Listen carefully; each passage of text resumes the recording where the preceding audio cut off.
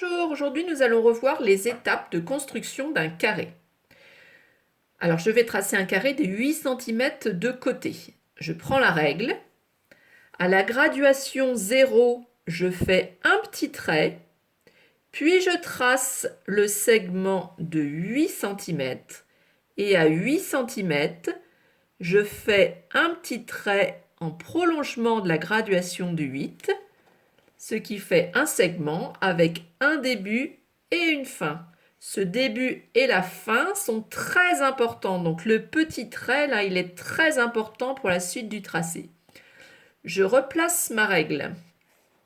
Je la place au milieu de mon segment, c'est-à-dire là, j'ai une règle de 30 cm, donc je place le 15 au milieu du segment. Je prends l'équerre et je la fais coulisser. Donc, je tiens bien l'ensemble. Ça, c'est parfait.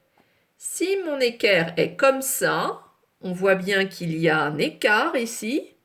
Donc, ce n'est pas bon. Coulisser, ça veut dire que les deux sont bien jointes. Et je fais coulisser sur la règle. Je vais donc m'arrêter au petit premier trait. Donc je replace bien comme il faut. Il faut vraiment être stable au niveau de la règle, ne doit pas du tout bouger. Je pose l'équerre contre le petit trait. Donc avec ma main, je tiens les deux objets pour être libre de l'autre. Je trace et je ne m'occupe pas de la mesure. Je fais coulisser, ma règle ne bouge pas, jusqu'au prochain petit trait. J'y suis, je trace, je ne m'occupe pas de la mesure. J'enlève mon matériel et je vais tourner ma règle, me mettre sur le petit trait de départ, j'ajuste bien mon 0 et au 8, je fais un petit trait. Je déplace ma règle au second petit trait du départ et à 8 cm, je fais un petit trait. Je suis bien dans le prolongement de la graduation. Je prends mon équerre et je fais à nouveau coulisser contre la règle. Et je vais m'arrêter au petit trait que je viens de tracer. Donc ici, je vois bien le petit trait et ensuite le petit trait. Si j'ai été précis dans ma mesure, l'équerre va toucher les deux petits traits en même temps. Donc c'est bon, je trace et le carré est terminé. Je vérifie mon carré, je vérifie les angles droits. Je regarde ici. De ce côté-là, l'équerre touche le trait.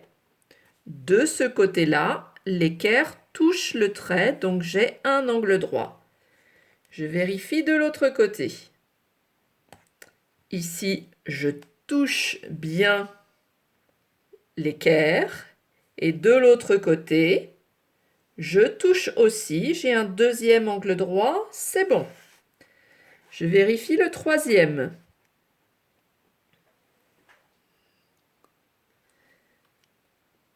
Alors, j'ai le trait qui touche bien l'équerre et qui touche bien l'équerre de ce sens-là. C'est bon, troisième angle droit correct. Puis je vérifie le dernier. Ici, j'ai bien le trait qui touche mon équerre et ici, le trait qui touche l'équerre. J'ai donc un carré de 8 cm de côté.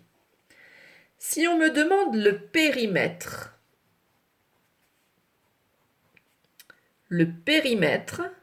c'est faire le tour de la figure. Donc, si je démarre de A et que je vais à B, je parcourrai 8 cm. Ensuite, je vais de B à C, je parcours encore 8 cm. De C à D, je parcours 8 cm. Et de D à A, je parcours 8 cm. Ce qui veut dire que quand je fais le tour, je fais 4 fois la même longueur, comme je vois ici, j'ai 4 fois 8.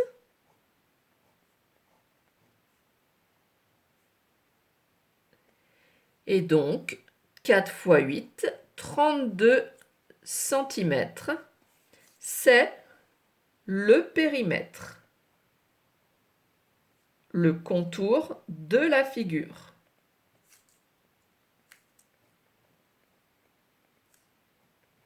Je justifie mon calcul.